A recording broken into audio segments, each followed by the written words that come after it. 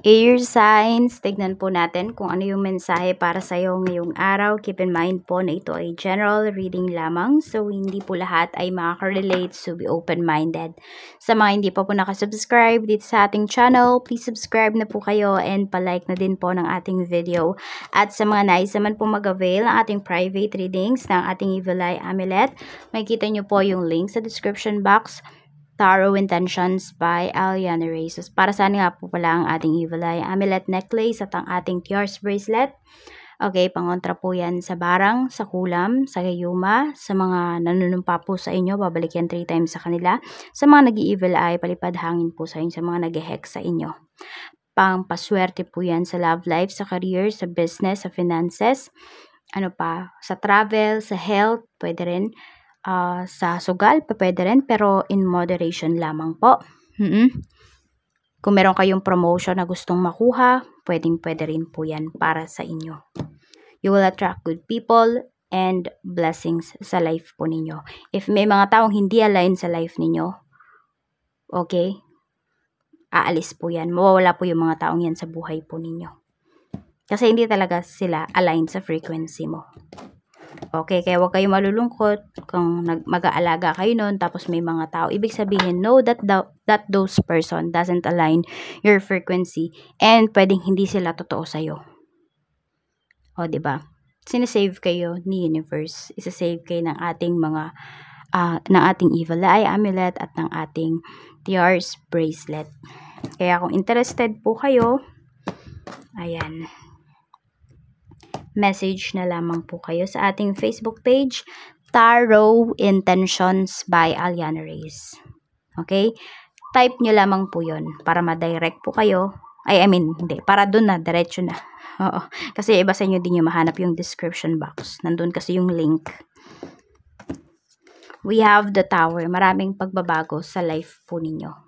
May mga araw din na hindi kayo, may mga times na hindi po kayo makatulog. Meron dito, pwedeng bothered po kayo.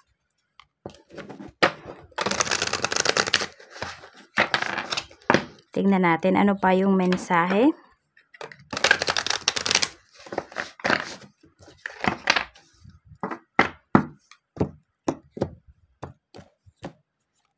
We have, I keep looking at your pics and not to mention the videos you made. OMG, I will never delete them. So, pwedeng meron dito. Could be your ex. Could be someone from your past. Ayan po. So, ini-stalk ka pa rin po nung taong to. Okay, ini-stalk ka pa rin niya. So, know that you have a stalker. It's either you will give them satisfaction na may makita pagdating sa'yo na masaya ka, or you will keep things privately. Okay. As in, ipa-private mo na ba yung mga post mo para hindi makita ng tao na yon, or hindi ka na masyadong magpo-post ng mga personal life mo or mga personal events sa life mo. We have Death card. Okay, some of you are on a process of healing. Meron naman dito pwedeng naka-move forward na po talaga kayo, ear signs. We have the World. So, masaya na kayo ngayon. Pwedeng meron po dito nasa ibang bansa yata kayo nagwo-work. So, meron dito na mapopromote. Okay? Meron din po dito kung travel. May travel kayo na pinaghahandaan. So, matutuloy po yan. We have 7 of Cups. Ayan po. Meron din naman dito. Baka may bumabalik sa life ninyo, ear signs. Pag-isipan nyo daw mabuti, sabi ni universe, kung pababalikin nyo pa ba yung tao na yan, or enough is enough na. Tignan natin. Pagdating naman po sa pamilya, we have 9 of Wands. We have the Sun. Ayan, sobrang proud sa iyo yung family mo, ear signs. We have 9 of Cups.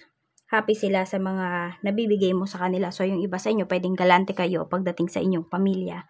So, siguro wag nyo masyadong spoil din kasi pag wala na kayong mabigay, syempre, meron at meron dyan magrereklamo sa inyo, ear signs. Ayan, pero happy yung family nyo sa mga nangyayari po sa life ninyo ngayon. Wag lang siguro masyadong spoil din. Ewan ko ba, yun yung mas nakikita ko dito. So, pwedeng may good news na meron kang good news na ibabalita sa family mo, or the other way around. I mean, yung family mo yung may ibabalita sa'yo. Pagdating naman sa friends, we have Queen of Cups. We have 8 of Wands. So, may magyaya na friend mo dito. Ayan. We have Wheel of Fortune.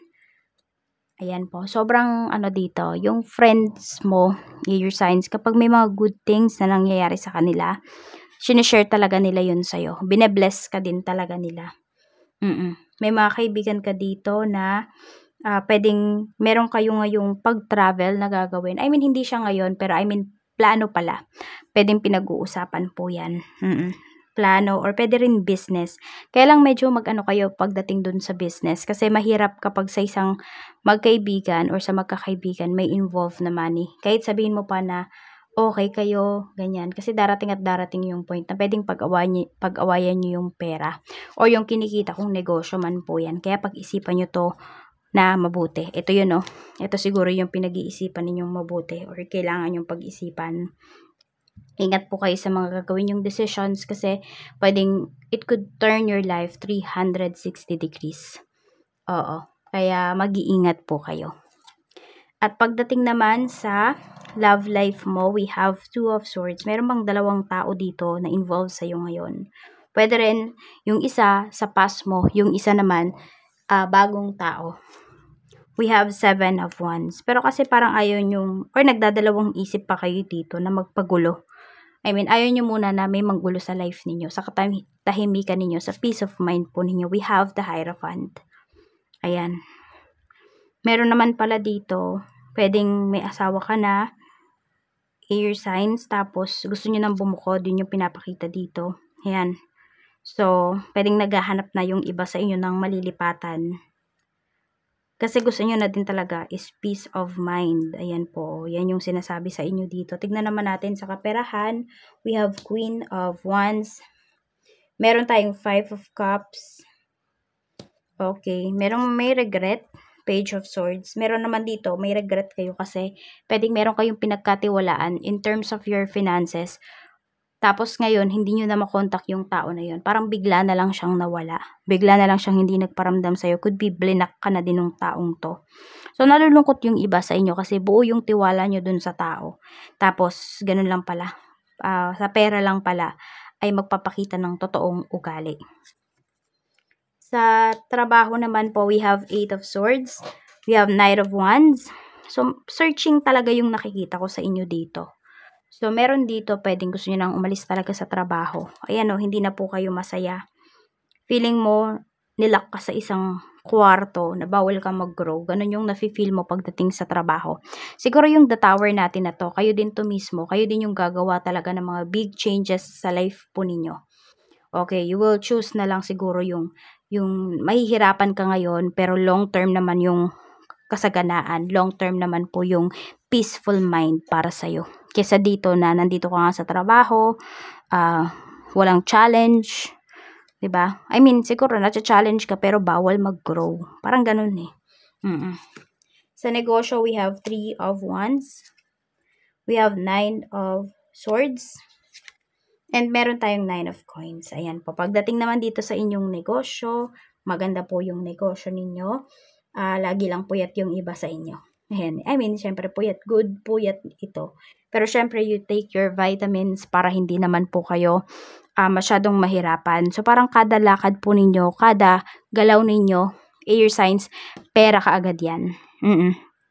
Yung iba nga sa inyo, ayan, pwedeng katabi nyo pang matulog yung phone ninyo. Tapos hanggang gabi, hating gabi, hanggang madaling araw, merong nagte-text sa inyo, merong nagme-message. So kayo, kapag talagang nagising kayo, nagre-reply po kayo. So parang dito nakikita ko, wala kayong sinasayang na oras pagdating sa inyong negosyo. Which is maganda kasi hands-on kayo sa inyong negosyo. Pero syempre, 'di ba? Ingat-ingat din, alagaan din po ninyo yung inyong health. Tignan natin yung blessings na pwede mong ma-receive ngayong araw. Blessings po, Spirit Guide, na pwedeng ma-receive ni Air Signs. We have a blessing to bring clarity. Ayan, may kalinawan na ang lahat dito. May mga tao na darating sa life mo para mabigyan ka ng linaw, mabigyan ng kalinawan kung ano man yung mga tanong mo sa isipan mo. We have a blessing on the senses that give the world to you. Some of you, hindi nyo pala kailangan ng ibang tao. kayo mismo yung makakatuklas dun sa clarity, dun sa kalinawan, sa katotohanan na gusto po ninyong malaman. A blessing on your health. Ayan. So, pwedeng may makaka-recover po dito pagdating sa inyong mga sakit. Kaya nga din, yun, kung wala pa naman kayong sakit, alagaan nyo po yung inyong sarili. Huwag kayong sa walang bahala. Huwag kayong magpakampante. 9, 7, and 35. Yan po yung inyong mga lucky numbers. Maraming salamat po at mag-iingat kayo always. More blessings to come.